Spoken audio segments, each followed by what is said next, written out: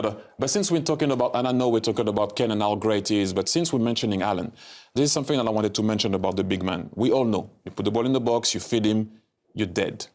In the air, on the ground, Karate Kid move, whatever it is, he will score. But there is one piece of advice that Arsene Wenger gave me when I was playing for Arsenal and always stayed with me. What can you do when your team is not feeding you?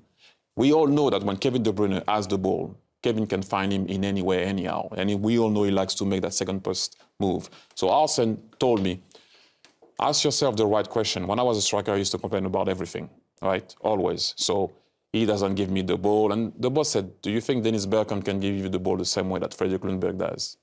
So I started to think, okay, with Dennis, I knew I could move however I wanted to move. Then I started to think, Robert Pires likes a 1-2. I need to come with him short. Fredrik Ljungberg, I need to be in his path the way he runs, because if not, he will not see me. I started to think, how can I enhance the skills of a player instead of showing his weaknesses? So, for example, Kevin, you can make that, but maybe Bernardo Silva, you have to come short. He likes a 1-2. And I think sometimes Haaland is making the same run. Whoever is on the ball is making that run.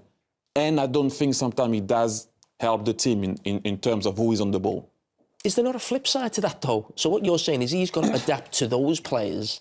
But then, as I just said, is there not a flip side to that where they're not playing with Aguero, they're not playing with a false nine, they're playing with Haaland. So they have got to change as well. They did. They're trying to change. And you can see Pep is trying to find a formation, by the way, to make sure that Haaland can perform. I'm talking about big games here. How many games Man City during the season, for example, are not like on top of the other team? So he doesn't so much have to adapt to those players. But we've seen in big games that he's not often on the ball, that he doesn't touch the ball, that they can't find him. That's what I'm saying. Maybe if you think of the other way in big games, try to help them. We all know when you play a big team, Jamie, you have to win your own battle first. It's not that easy. And we have seen that this year he struggled in this type of game. So maybe if he does think of that, how can I help them sometime in some situation, not always them finding me on the second post? So you really think Kane's a better player than Haaland? We can talk about all-round game, but striker, where he scored 25 league goals this season, Haaland, even in a system which is not suited to him. No, but I totally understand that about the goals. But we all know that City won the league without those goals before. Mm-hmm. They have those goals, they're second.